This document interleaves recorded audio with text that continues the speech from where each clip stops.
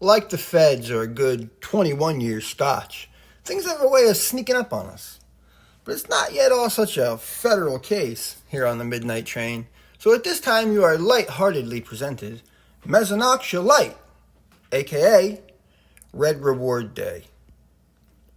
After being imprisoned and tortured in the final years of his life and forced to recant his views, on his deathbed the last words he reportedly ever spoke were, "No matter what they say, the earth revolves around the sun." Galileo. Reportedly is the operative word. We'll get back to Galileo later. In the third grade, teachers generally fell under one of two headings: nice or mean. With there being 3 teachers per grade level in the Cecil P. Koenig Elementary School, however, an occasional median okay label could be in order. But it was a rare phenomenon. The middle designation occurred only when there was another teacher of the same grade level whose meanness was of greater infamy, while a third being of much sweeter temperament. All were defined by what they were in relation to. The dreaded desk-throwing psychopath Mr. Dreers, from what I had heard, was one example of such catastrophic meanness, making all others look nice by comparison. Mr. Dreers reduced 5th grade bullies to tears, frequently hollering loud enough to be heard by the 1st graders on the opposite wing of the building. My crabby 3rd grade teacher, Mrs. Brusen, had not achieved this level of monolithic tyranny, but in her first year was quickly assigned the probationary mean status. No proposals to change this had been brought before the board of 3rd grade popular opinion, and if she was hoping to remedy her public persona on this day, she struck out indeed. Our everyday classroom was being sanitized by Cooper car exhaust, the janitor, after the unfortunate combination of taco salad and chocolate milk made the journey from my classmate Heather's stomach to our classroom ventilation unit. We were camped out in the library, not working hard, just doing some light reading, short stories, when Mrs. Brusen asked the class a question which would come to shape my early perception of formal education, among other things. "What color is orange juice?" she asked, simply enough and with a tone that implied the answer ought to be obvious. It was obvious, in fact. It was especially obvious to me, who, having drank the stuff every morning, felt supremely qualified to answer. My hand shot straight up to the heavens as my eyes fixed tight on Mrs. Brusen. "Don't pass me by, baby," I thought, and amidst a sea of wrist flipping and oohing of the obnoxious and less patient, she called my name. Proudly, I declared, "Orange juice is yellow," for certainly there was no shred of doubt to be found anywhere east of the Mississippi or north of Mason-Dixon. Never had a given answer been so solid, and if a magic court stenographer was capable of assigning words to the feeling in my head, it would have read, "Shall I collect my prize now, or are you going to embarrass me with unnecessary praise and adulation? I mean, I'm above all that. Let's just..." Interruption ensued, however. To my dismay, "close" was then stated as rejection and or offered as a pittance of consolation. "Jen?" she said next, looking for someone to give her the pre-planned correct answer. "Orange juice is orange, Mrs. Brusen," came the somewhat obvious and yet abhorrently incorrect response. "Why, that's right, Jenny. Orange juice is orange, and of course that's why it's called orange juice," she said while looking my way. A couple of brigands now even began to chuckle at me for getting such an easy question wrong. Big frickin' mistake, Brusen, I thought, with the absurdity of the situation now gnawing at me, arm again launched straight up. "Yes, Justin," she said with an exaggerated politeness, and in my 8-year-old mind, suspiciously out of character. "Orange juice is yellow," I argued in a defiant tone, and also adding most assuredly, "I drink it every single day." I was pretty sure I had it locked at that point, but received only the smug retort, "Then why do they call it orange juice?" Now, the idea that orange juice was called orange juice because it came from oranges had not in fact occurred to me. I simply knew that what I drank was yellow. Mrs. Brusen next proceeded to ask the rest of the class, and with the minor exceptions of my friends, Ray Tyler and Pat Sullivan, everyone agreed with her. She began to move on, pretending not to notice my hand, and since I was not listening, can only imagine, proceeding with her lecture, finally, I was done waiting. I bet they got some orange juice down at the cafeteria. Write me a hall pass and I'll prove it to you. It's yellow, I interrupted. Yeah, what now, bruising? I thought to myself, but clearly pronounced with my face.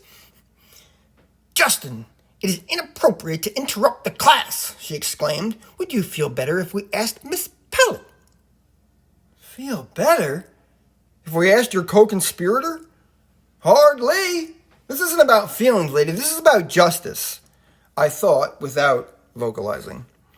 Miss Pellet, the librarian, was currently on one of those borderline, okay visas I spoke about earlier. But I distrusted this proposition for several reasons. First, Miss Pellet had previously been a first grade teacher, and if not for the ruthless Miss Stratman, Pellet would have probably had her own ass slapped with a mean rating. But it kind of slid through on the okay default. Next, the librarian was on par with the gym, music, art teachers. I saw all those fools but once a week, so it could be deduced by very simple logic and arithmetic that they were all a step down from a real teacher, and therefore less of an authority on orange juice, and more liketh the bruising toady. The final reason I was less than confident in this proposition was the brazen way in which Bruisen had offered it as a conclusion to the trial. Why should we, the discerning, distinguished ladies and gents of Barnegat Township, truth seekers from all corners of Timbers, Windward, and Settlers Landing, settle for the measly view of one puny pellet, when the purely significant, sufficient, and undeniable proof for all to rest their weary gaze upon, and which would conclude this laborious exercise in futility and stupidity, resided a mere 60 feet down the hall? Tell me. Reluctantly, I agreed. At least we were now in pursuance of the truth. The case was again open, and with it, the potential to cleanse the matter of all doubts and blemishes to our character existed. I was optimistic that in the furthering of the conversation, truth, justice, and, for God's sake, common decency would inevitably prevail. Miss Pellet, she said, in your opinion, what color is orange juice? She said slowly, stretching out and elongating the word orange. Whoa, objection! Leading the witness, I thought, frantically glancing around the room to gauge who among the living may have picked up on this propaganda. It appeared her tact was momentarily backfiring, as I could sense the class, moving my way. It was a dirty trick, I knew it, and though the class was generally uninterested or apathetic about the details, they were instinctively starting to suspect that perhaps not all about this bruising was on the up and up. Predictably, however, it was only a fleeting glance of clarity for the class, who did, unfortunately, recoil back into their poor, deluded sheep mode when Miss Pellet responded, and of course, robotically, sounding remarkably like my speaking spell. It's orange, of course, Mrs. Bruisen. That's why it's called orange juice, came the ditzy, glazed-over offering of the same retarded logic. Oh, my lord, Miss Pellet. Get some backbone, woman, I thought without words. This ain't satisfying, man. No, ma'am, no way, not doing. It wasn't really whether it was orange or yellow. I had Crayolas, I knew there was blue-green and green-blue. It was now their unsophisticated reasoning that bothered me. I was 8.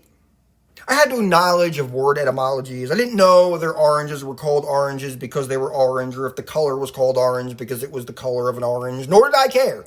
I just knew that what I drank was goddamn yellow, and as such, couldn't possibly be called orange juice on the basis of it being orange. The skin, the juice, the fruit, not all the same. Outrage! Just give me the darn pass if you're all so darn sure. What y'all afraid of? Or forget it. I'll just bring in some yellow J tomorrow. How'd that be? Oh, brother, here it comes. The Pelster's looking show-shocked and the Bruisen's cruising now, boy. Everyone in class knew what should happen next, figuring the big bruise had got to make a move. "Mr. Kotz," she exclaimed, "I'll give you a pass. To the office! You mustn't interrupt this class so rudely." Here we go, you see this? Pat shook his head. Ray snickered while looking at me as if to say, is this broad for real? He could tell it was cracking here. The rest of them knew it too, cowards. This chick had an agenda. Her lecture could only proceed on the basis that orange juice was orange. Truth be damned. Though I had yet to ever hear his name, I know I felt just like Galileo. Or perhaps, Peter Duesberg. But I fought the law won. Ray, feeling bold, raised his hand but didn't wait to be called on. Why does he need a pass to go to the office? I mean, if he gets caught without a pass, they'll just send him to the office, right? So what? Many in the class now started giggling. "Would you like to join him, Mr. Tyler?" she responded, noticeably and predictably alarmed, temper escalating. She was so transparent, I could see the words before they left her yap. Ray kept his mouth shut after that, but I appreciated him. At least somebody in here was able to look past the completely obvious, but right back to the even more obvious. Call a spade a spade. I marched up to the front of the room and half took her arm off, ripping the pass from her hand. With each step, I stomped briskly, confidently toward the door with the fervor of the innocent, eager for his day in court. Bruisin was hollering some gibberish, incoherent nonsense as I made a straight line to the exit, cutting through a younger class's reading group, which resided on the floor. I accidentally kicked over a cup of pencils. So like a cat who stepped in a puddle, I heaved my right leg up, jumping off my left, did 2 bouncing side steps to the right, and shot that group's teacher a dirty look for putting a goddamn barricade in the middle of the freeway. Shaking my head, walking, I cut a super sharp right out of the open door with my left arm out sarcastically straight, just under 45 degrees, overemphasizing every movement. I had to angle my right shoulder backward like 20 to 30 degrees as I exited the library so as not to hit the door jamb. Catching the brunt of my death march was a bulletin board in the hallway, which lost a few RIF, reading is fundamental, award certificates.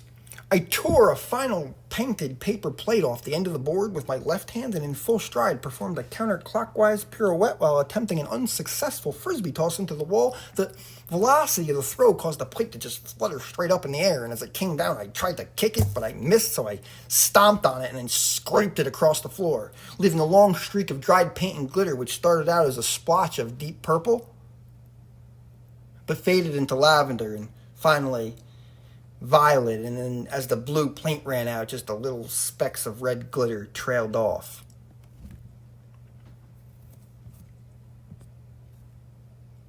I arrived at the office, wide-eyed, clenched teeth, grabbed the door handle and yanked on it hard. Not once, but thrice, before realizing the door went the other way.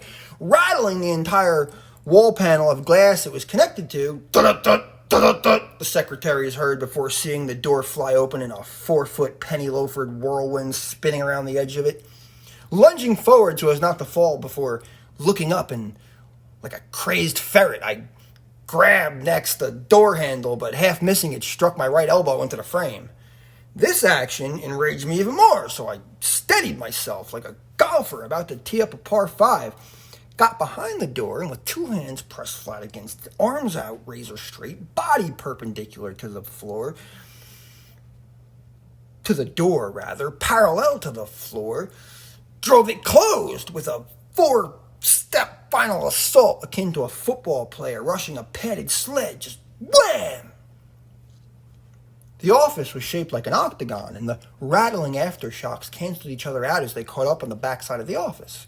It took me a confused, agitated couple of seconds to find and retrieve my hall pass / note for the superintendent, which was now somehow halfway across the office. It must have been the wind created from the swinging door which sent it sweeping across the room. Where the fuck hell you think you're going? I thought. The nerve, I gotta walk over and fucking... I snatched the note up off the floor, crinkled it in a ball, and walked towards the terrified-looking secretary who braced herself, believing I might be about to throw my pass at her, which I was, but since she correctly guessed this was about to happen, to be ironic and a contrarian, I switched hands and sarcastically flipped it to her in an overly gentle manner, with my right foot flat on the floor, left foot on tiptoes, left hip swinging to the side. The paper bounced and rolled across the desk. My hand was then pulled back towards my left shoulder. Fingers spread apart, the whole motion akin to a Pee Wee Herman-esque chef throwing a pinch of parsley into his soup. In the office, the secretary, still looking nervous, sat me in one of a long row of chairs behind a counter I could not see over. My first grade teacher, Mrs. Lookenbroad, appeared on the other side of the counter with a look of pseudo-disappointment. "One of my students in the office?" she asked, wide eyes. My mood then changed on a dime. Just who I had been looking for. "Hey, Mrs. Lookenbroad, when is W a vowel again?" I asked earnestly, and because I really wanted to know. In first grade, this woman taught us that the letters Y and W were both sometimes vowels. I'd never really understood why, but had memorized it and have been at a loss to explain it ever since. No teacher since that time had included W, and this was certainly going to come up again. If Mrs. Lookenbroad could have just fucking re-explained it right quick, I would once again be able to prove my intellectual superiority over Mrs. Brusen and or anyone else for that matter. A sometimes vowel is the linguistic or alphabetical equivalent of a semiconductor. This was the 80s after all. How it was that no one knew of this little gem is truly, truly outrageous. Mrs. Lookenbroad I really liked. She had, in fact, been my favorite teacher up until this point, but on this day she did not explain and just looked at me. And I still don't know. I was escorted shortly thereafter, though, into the superintendent's office, Mr. Elling. Yeah, I knew Mr. Elling as the guy who installed the traffic light in our lunchroom. The traffic light stood about 9 feet tall, and it looked a lot like a real traffic light, though we all viewed it about as phony as the mechanical authority it held over us. The theoretical objective of the light was producing a lunchroom full of quiet children. While its mission proved a ridiculous failure, it did teach me early in life like a Malcolm Gladwell-like lesson. But here's how it worked. In default mode, the light simply stayed green. If our noise level during the lunch period reached a certain decibel, the light would flash yellow, while a high-pitched beep, louder and more obnoxious than any of us dreamed we could be, annoyed us into submission. If our noise level dropped off to a comfortable green, the light would go back to green and shut up. If, however, during yellow mode, which lasted about 5 seconds, our noise level remained unacceptable or further ascended, the light would turn red while a final louder sound, resembling a wrong answer like on Family Feud, would sound.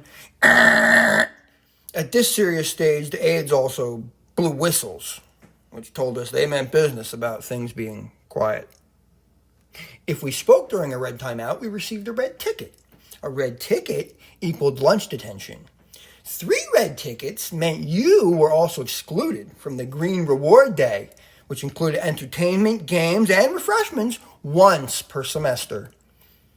If the red light went off too many times over the course of the semester, the green reward festivities would be revoked in full for everyone who ate lunch during that period. Now, a field day without academic classes was, nothing to sneeze at, and we made an honest effort to obey the preposterous wailing of the light, despite how lame we all believed it to be. The fatal flaw of the traffic light program became apparent, however, during the first marking period in which we failed to stay within the parameters of acceptable red lights. Having already lost the field day, the light held no power. There was no carrot. The flashing and honking, minus any reward, turned it into a parody of itself. We quickly learned that purposefully triggering the alarm by screaming at the top of our lungs and pounding the table was a romping good time. Forcing the aides to blow their whistling hearts out gave us a deviant delight and pleasure.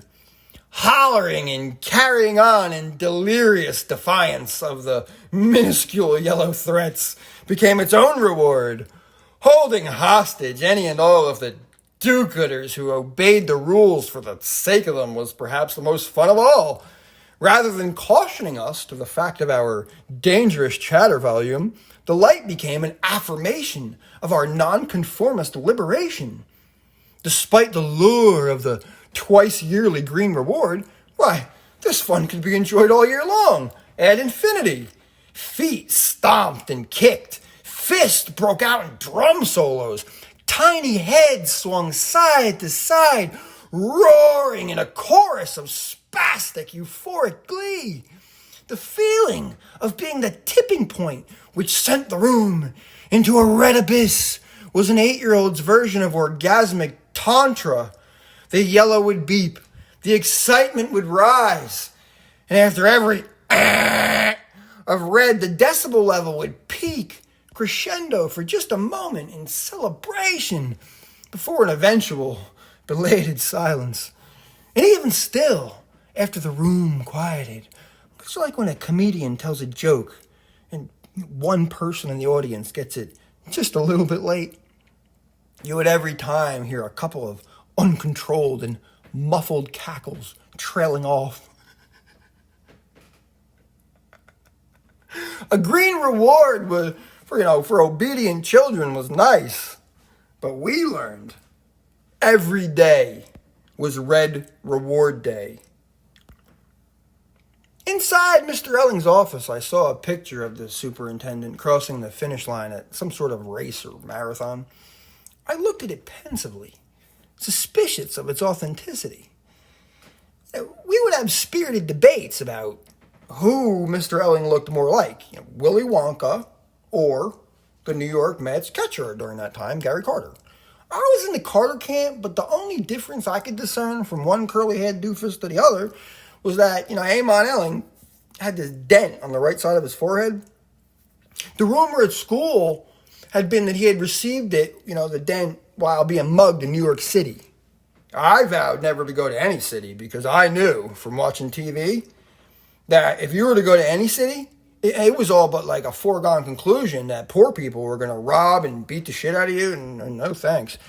Mr. Elling sat at his desk looking over a note written by Mrs. Brusen before beginning to speak. I stared intently at him. My look must have given him the false impression that I was really digesting what he was saying. He softened as he spoke. I have no idea what he said. I was busy imagining what type of instrument might have been used to bludgeon him in the head. A pipe, maybe? I had seen bad guys on television swinging big chains, perhaps that was it.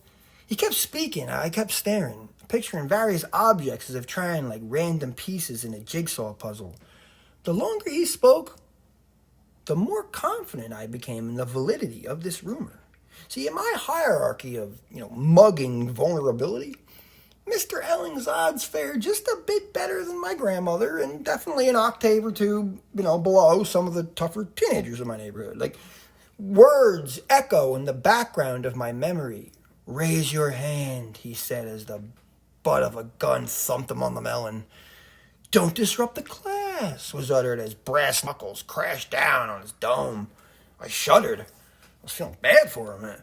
"Respect your classmates and teacher," spoken as words trail off like a setting sun slipping softly behind a distant hill as rocks and cinder blocks rain down, pummeling the superintendent in a dark alley. "Wait your turn." And finally, there was just silence. It came to me. They just bashed his head against the corner of the curb. Or wait, no, maybe a dumpster?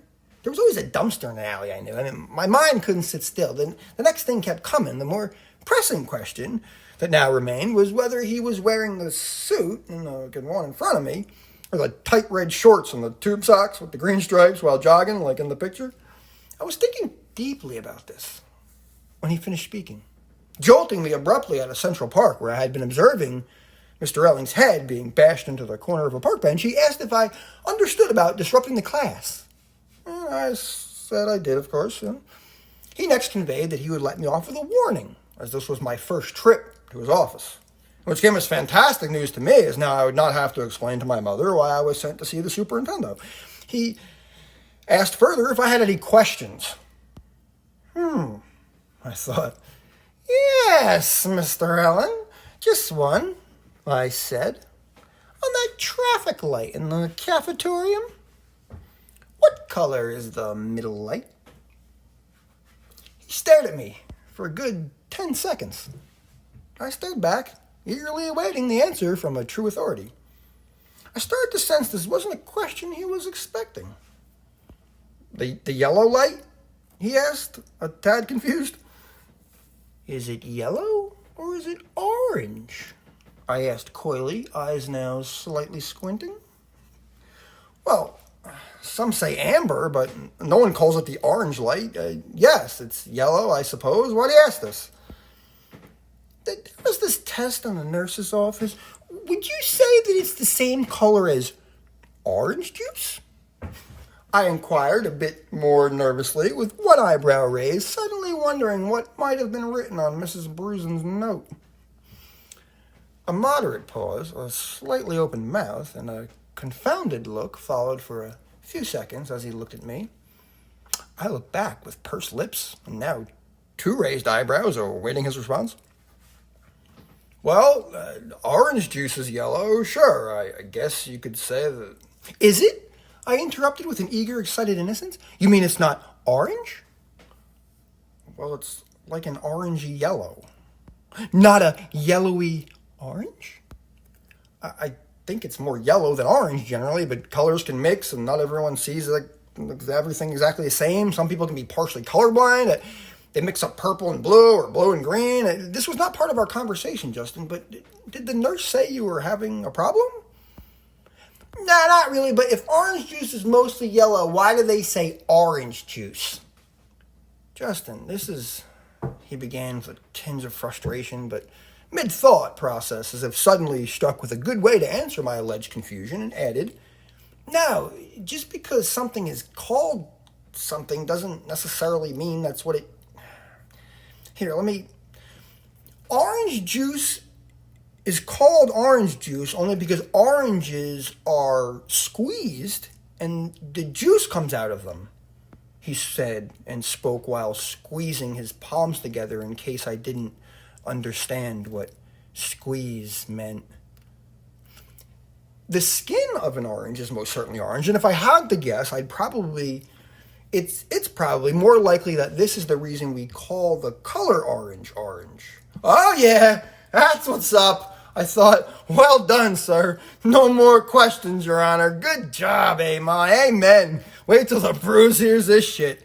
I wanted to ask him if he could, write that down on my pass, or perhaps an announcement over the loudspeaker would really be more appropriate given the tenor and gravity of the situation, but before I had a chance, he distracted me with, now, Justin, remember, your teacher can explain these things to you if, he said, looking to me for the answer. I looked back at him. If, he said again, waiting for a reply. If she knows the answer, do I know? If she doesn't want to be shown up, I can't be it. Duh, of course. I thought and thought out loud. If I raise my hand, you got it, he said. Walking out, I thought to myself, you know what else, man? You're all right. I feel bad about the dent and all. I can see you mean well. The light is whack, the shorts are weak, but at least you know what color orange juice is, man. It's hard, difficult for many, but I guess that's why you run the joint. Well done, Ellen, man. Well done. Cooper had finished decontaminating the air conditioner by the time Mr. Elling and I were through. I had gone back to the library, but only one in there was Cooper, and Boy George with Culture Club was playing on the portable radio in the back where he was working. It was the song Karma Chameleon. I hated it. I'm a man without conviction. I'm a man who doesn't know how to sell a contradiction. We come and go. I remember only because I recall hearing the words red, gold, and green. I didn't know what the words karma or contradiction meant yet. I wasn't aware of the concept of irony or synchronicity. I do remember, however, attempting unsuccessfully to think of or picture a new color. I kept envisioning just different shades. What I wanted was a new primary color. I've never been able to do it. Imagine that. Not just a different shade blending into each other, but a whole new primary color. But let us not digress nor skip ahead. I walked back into class, handed the bruiser my pass, and as I walked to my seat, someone asked me if I had learned my lesson. Yes, I thought. I've learned you're all colorblind, and Senor Eling agrees with me. I'm not exactly sure how encouraging that is, but no matter what you sheep say, orange juice is frickin' yellow. Patrick Sullivan, who they called a redhead, looked at me grinning through his bright orange bangs. Yeah, I guess to figure he'd have been on my side. I couldn't say with words what really I had learned, but I think I made a fundamental decision about things that day. Not a decision about school or my behavior or even authority. No, those lessons would be ignored for many years. Just about people, you know? Like, it wasn't that I felt superior to them in any way. I mean that. Like, they weren't stupid. They weren't. Many of them had, certainly did all kinds of parlor tricks I could never do. I mean, Lacey could draw way better. Steven, crushed it. Way more proficient at his timetables. They all had these specific talents, and yet none of them knew what color orange juice was. It was more like there was some other life form from a galaxy far, far away, perhaps. I somewhat pitied them without feeling better than them, if that is possible. They were just confusing to me, a strange, both disillusioning yet liberating feeling arose in me. It was a prequel to what and where I'll be describing and bringing to you in this volume. It's at first disturbing and then astonishing. Difficult to describe what follows astonishment. I didn't think myself to be smarter than they, more talented, greater, better, or anything really, but it became apparent to me, not with words, but with an intuitive validity that arose and said, we aren't paying attention to the same sorts of details. I used to like to say things twice when I was a kid. Once, and then again, last word, each sentence mumbled a second time under my breath. I learned later that, the movie Goodfellas and the character Tommy 2 times, that maybe I wasn't alone in this. It was like an instinctual watching over my own thoughts. There are these kids in class, who reject the medication. You may say they got ADD, but their attention isn't at a deficit. I didn't have this diagnosis anyway. I was right in the middle, on the border perhaps. You was straddling the edge. We all have it. It's only to what degree. We all need balance. The children may not be paying attention to you, but it doesn't mean they aren't paying attention. Attention, like time, is always being paid somewhere. The specialists of this world focus all their attention in one spot. Children, without this neurotic or incessant curiosity, will memorize whatever facts you put in front of them. They will focus, get good grades, tell you orange juice is orange if they know what's good for themselves, and go on to become specialists in one form or another. They will do as they are told, digging one deep well, attempting to hit water. Too many shallow holes, they will tell you, results in your having done enough cumulative digging, or perhaps even more than necessary, but hitting no water and receiving no reward. What if they're all missing out on something really important? Later that evening, I had a dream. I like to think it was around midnight. I was on a train. I entered into a passenger car where all the children sat eating their cereal. Some were eating the ones we all know, like Fruity Pebbles, Corn Flakes, or Cheerios. Others had knockoff brands called Holios or Fruity Bits. But each had their favorite, and each one came with a toy or a game at the bottom. There was a cupboard with a box of every variety. I looked a little deeper and one caught my attention. It had no markings, no cartoon characters, pictures, or anything fancy. It was just a brown paper box that said cereal, but it was misspelled, so it said cereal, like frequent. I selected the cereal box. When I opened it up and poured out a bowl, I was surprised to see an eclectic combination of different brands and varieties. Each bite had a concoction. The box had only one flake, one of each color Fruity Pebble, one marshmallow, one Apple Jack, one OJ Joe, one pellet of every color, size, and dimension, one cinnamon toast square, one frosted wheat. I took this box with me. Every day, I dug into and ate from the cereal box. I did the exact opposite of what I was told. An unlabeled box, no flashy colors, no promise of water or prizes at the bottom. Every day was a random and exciting mixture. If you dig into this box long enough, you get very familiar with what distinguishes one from another. And in doing so, you get more familiar with what they all have in common, and then there's this unexpected something at the bottom. An unlabeled bottle of midnight moonshine, a potent tonic, an elixir, vapor, or solid. We might not focus on the same details, ingredients, or experiences, but I'm going to let you in on where the attention is gone when it wasn't listening to you. My grandmother used to say, all things are good in moderation, including moderation.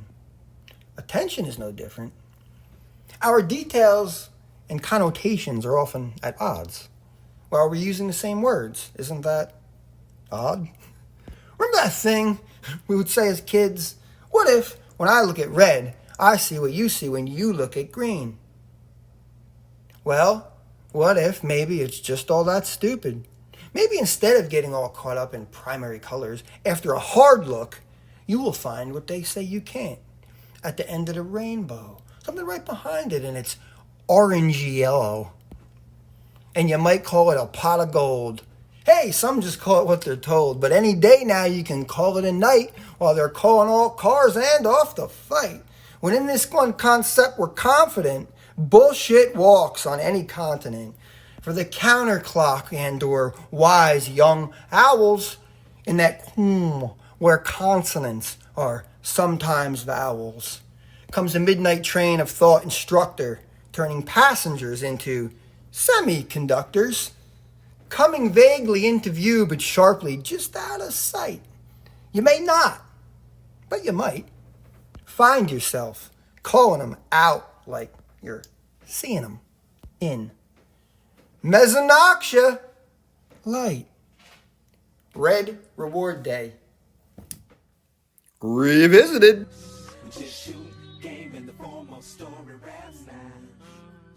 It's like that now. It's like that now. 'Cause the seeds that I've sown have finally grown.